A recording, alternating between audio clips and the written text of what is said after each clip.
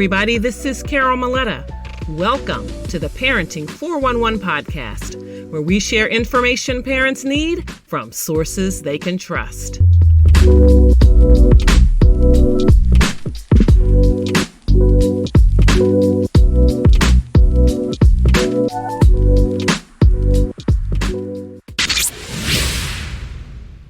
Welcome. Today, I'm diving into a parenting challenge that is everywhere, and that is consumerism. We want too much. We buy too much.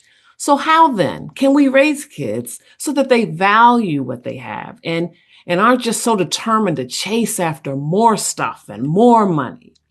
In a world where brands, social media, and peer pressure push more, faster, newer, we'll talk about teaching our kids genuine values, resourcefulness, and how to be good stewards of both what's in their wallets and what's in their hearts.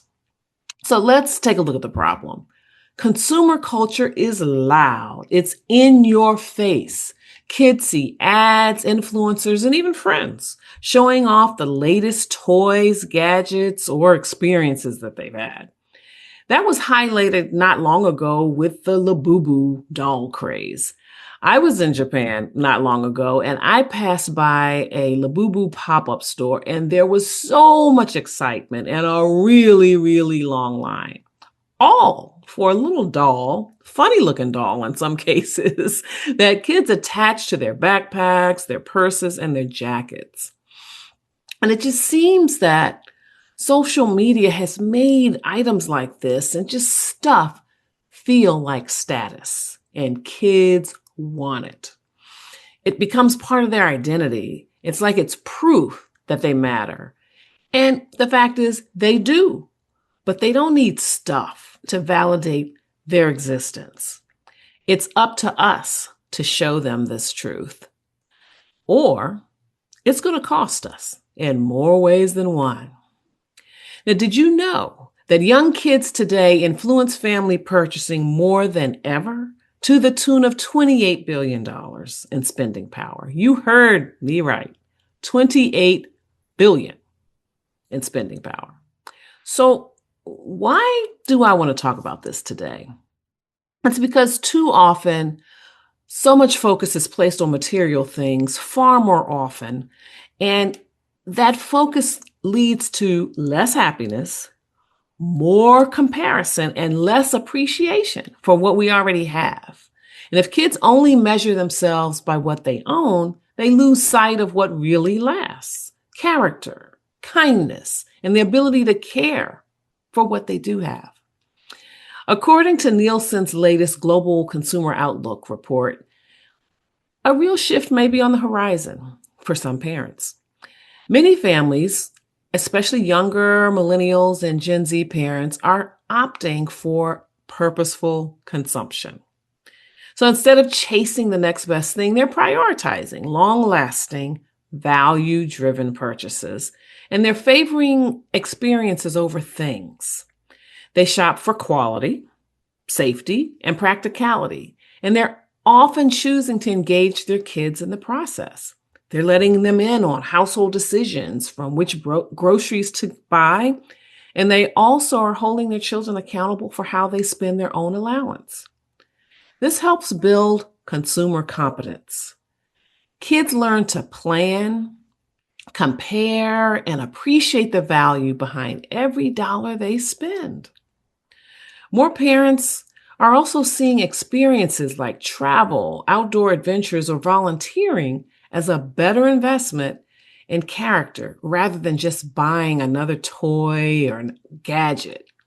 So, how do we help kids find a balance between material and meaningful when it comes to how they spend their time and, of course, how they spend their money? So I have a few practical approaches that I want to share with you. First, model intentionality. Kids watch what we do. If we set limits, avoid impulse buys, and savor simple joys like a beautiful sunset or a good book, they'll learn that happiness doesn't always have to come through shopping. Want to give your skin that lifted, luminous look? Like you just came back from summer vacation? Listen, I know the leaves are turning, but Dermalogica's Phyto Nature Firming Serum does exactly that. With dual-phase technology powered by botanicals like camu, Moroccan rock rose, and hyaluronic acid, it helps firm, hydrate, and turn back the clock on tired skin. It's clinically proven to double your skin's luminosity after just one use, and it smooths out lines in just 4 weeks. I use mine, and it's a total game changer for me. So click the link in the notes and grab this deal at Ulta. And trust me, your skin will thank you. We can also talk about our needs versus our wants. Explain why you buy certain things and why you bypass others. Let the kids help make the shopping list and set the family budget. Ask them to weigh the difference between I want this and I actually need this. Make your children earn and manage money. Let them spend and earn their own cash, whether it's through allowances or small jobs.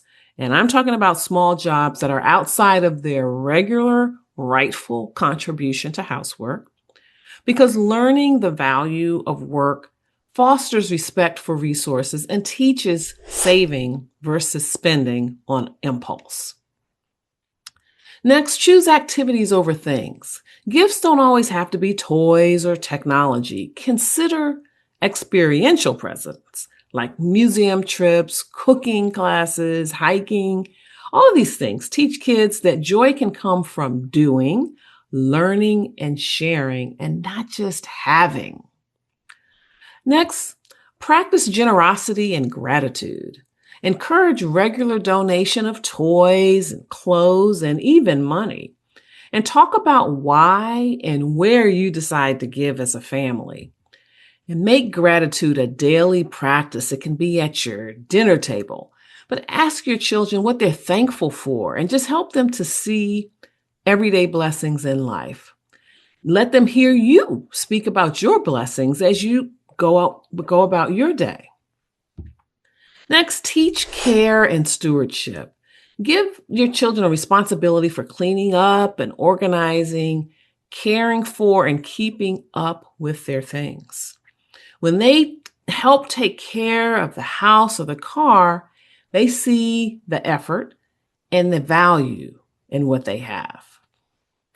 Next, value kindness over possessions. Encourage your children to compliment others, share with others, and just be generous and remind them that character, not stuff, builds true friendships and happiness. Now, in today's world, I know what I'm saying and what I'm asking you to do is tough. No parent gets it right all the time. Maybe you worry about your child feeling left out because you decide to skip the latest trend. Or maybe you feel guilty when you have to say no to something expensive.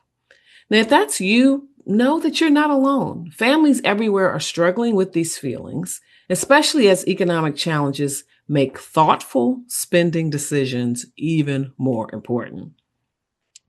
And the world is always asking us to buy more and to be more. But if we focus on teaching stewardship, gratitude, and intentional living, our kids will grow to be more generous, thoughtful, and resilient. Because let's face it, sometimes they're not going to be able to acquire something that they want. They actually may even lose something that they have. So that resilience is so important. And you want them to just value what matters most above possessions. So I read in the New York Times recently where one mom recounted her adventure with her 10-year-old daughter in pursuit of the elusive Labubu doll amidst a sea of knockoffs, also known as Lafufus, apparently. It seems that they had learned of an arcade where her daughter could actually win a genuine Labubu doll, but alas, that would depend on her ability to grab it using the mechanical claws behind the glass in one of those arcade games. Well, A little while later, or probably quite a while later, they walked out $90 lighter and empty-handed. The daughter had no success clawing her way to victory in that arcade that day. So on the way out, though, they discovered the arcade actually sold Labubu dolls, genuine Labubu dolls, for about $85. Now, you got to remember, these dolls started off costing about $20, and in some cases less. But anyway, by that time, as they were leaving the arcade, Mom felt that she had personally invested enough of her own money in this caper. But not to be deterred, the daughter went home and found ways to earn money to get her hands on a precious Labubu doll. After she had made enough money, they made their way back to the arcade and she got her doll. But the satisfaction was short-lived ultimately, and valuable lessons were learned. Among them, the fact that everyone else has something or covets a thing doesn't make it a must-have for you. You make the choice about what is important to you, and you have to be comfortable with your choice. So in case you want to check out the story for yourself, I've dropped the link in the show notes. But I want to thank you for exploring this big topic with me. Remember, every small shift that you make in your attitude around purchases and your possessions really matters with your children because they are watching and they are listening. Your conversations and your examples shape their lifelong relationship with stuff and with themselves. So for more conversations like these, join us in the Parenting 411 community on Facebook. Just click the link in the show notes. Until I see you next time, remember, it is never too late to be the parent you want to be. Take care. We bring you this episode for the purpose of information and entertainment only. It is not the intent or purpose of the Parenting 411 podcast or Carol Maletta to provide an exhaustive reference or guide on all aspects of parenting, childcare, and family life. You are strongly encouraged to read all available information, consult medical or other appropriate professionals, and pursue all reasonable means to learn as much as possible about parenting to complement what you gain here, and then tailor the information to meet your individual needs.